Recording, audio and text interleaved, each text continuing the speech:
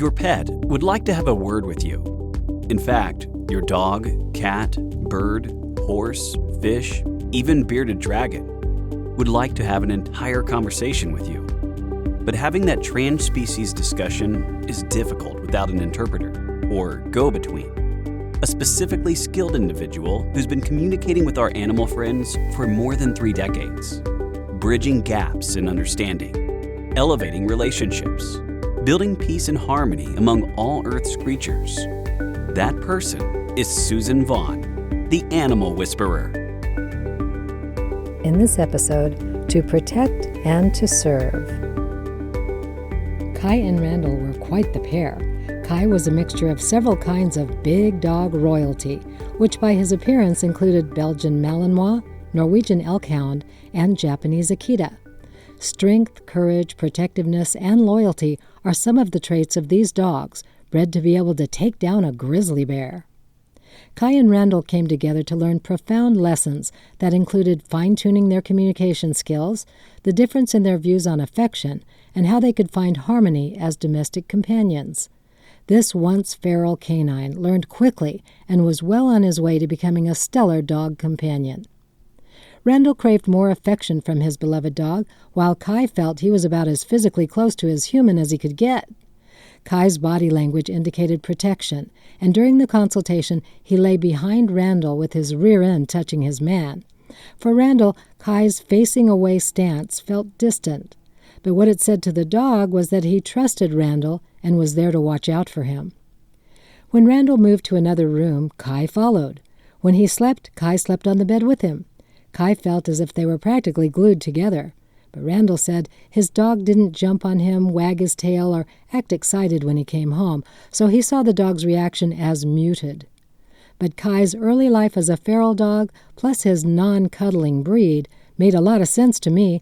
I asked Kai to explain more about his early life. He shows me the time when he was on the street and dodging cars. He shows me how frightening humans were that were pursuing him.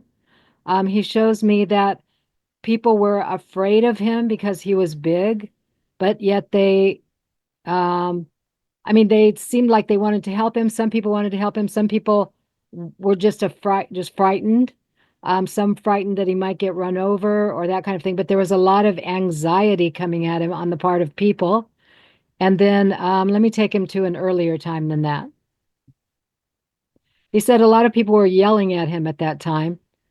Kai showed me a time when he was only about 6 or 8 weeks old, and there was no mama dog around anywhere. I asked him how he ate, and he showed me a picture of different shopkeepers who threw him a bone now and then. The two went for plenty of walks around town, and Randall had been wondering why Kai was so fond of visiting different shop owners. He seemed to have an unusual affection for them. Let's see where else he lived here. He shows me a green space, an open space. There's a little hill there, but he retreated to some place that's a bit woodsy. It wasn't far from the city at all. Just right there. So it could have been a park even. A park, probably. Yeah, where he was hidden. And let me see, did you have any people? No, just the shop people. No people that was like my person, though. And really a mishmash of foods that were, garbagey. So they were people food. Okay. Kai's diet was considerably upgraded when Randall adopted him. Lamb, fish, and vegetables made his tongue wag when this super high-quality diet showed up in his bowl. So Randall was understandably puzzled when Kai didn't eat. He wondered if there were particular kinds of foods the dog preferred. But Kai explained that as he grew up, he ate every other day, and that sometimes his stomach felt a little nauseated. It's not about the food, he said. It's about how often I'm accustomed to eating and whether my stomach feels good or not. On one of their many walks around town, Randall was surprised when Kai met a female dog that looked a lot like him. Kai was mostly standoffish with dogs, but in this case he was exceptionally gracious. He wanted to know how Kai felt about dogs in general. He doesn't dislike all dogs, but he is very cautious, he says. He says, when I was a young dog out on my own, I wasn't I was attacked by some dogs, essentially. I was bullied. Packs were around. People's animals on a leash would go after me, and then I would just go isolate. But I didn't have a good young relationship with dogs, and I'm now very cautious. Right. And don't lock me into that thing called the dog park because all those fencings around, nobody can get out. There's all kinds of emotional stuff the dogs are going through in there. You never know what you get. He's learning from you. What is it to be a good domestic dog, a good domestic partner? What is it to have a primary person who cares for you and who you care for? What is it to be in an apartment, to go out in the day? What is it to interact with other dogs when I'm a domestic companion? How is that different than when I grew up? And that's what your purpose is together. Randall wrapped up the session with the question so very many people want to know. What I can do for him to be happier? What he's looking for is direction, guidance, clear communication. He's already got good food. That was another thing on his list. He's looking for those things. He's looking for what it is to be a domestic dog companion. I get the feeling he hasn't been in a dog body at all or very little. I feel like he was he shows me a horse. He was a horse before. And my mentor says there's cross species reincarnation. So I haven't had a lot of experience with that because I'm not sure I've incorporated it into my belief system, but I do see him as a person, very isolated, not at all engaged in the world. And I feel like he's now trying to engage, trying to figure out what it's like to be kind of in society with people and other dogs as a domestic companion. Is he an embodiment of anybody that would align with my spiritual path? Or is it purely the companion? Absolutely. But not anybody that but he's definitely in alignment with your soul path. He's definitely your partner, your companion, your teacher, your guide, and you are those things for him. Significant relationship.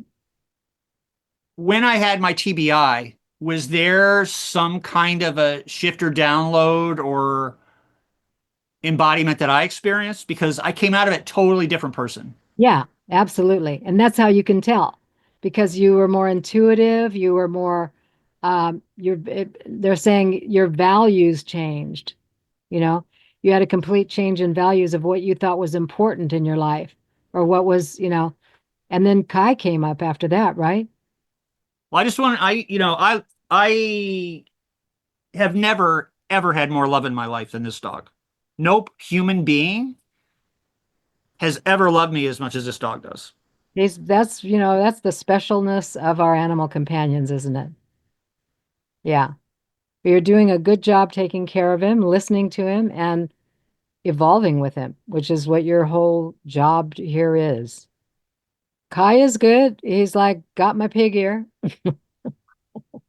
He will ask for something. I'll give it to him, and he'll be gone for a couple minutes. He comes back. He lays down. It's not there. Well, he nests in our bed, and he hides milk bones, pig's ears under the covers, probably like he was hiding food in the park when he didn't have anything. Such a dog thing to do, right? And then I'll get in bed, Susan, and then I find all this stuff or anything. Anyway, I know we're over time, but I really, really appreciate your being with us today. Thank you so much, Randall. You're doing a great job there with your companion. All right. Thank you. For more episodes in the series, be sure to like, share, and subscribe. To learn all about Suzan Vaughn and her services, visit her website at animalwhisperer.net. Be part of the community by subscribing to her Facebook page, animalwhisperer.net. Then sign up for Suzan's newsletter to enjoy more of her fascinating animal-human communication stories. So, until next time, join Suzan as she talks to the animals on The Animal Whisperer.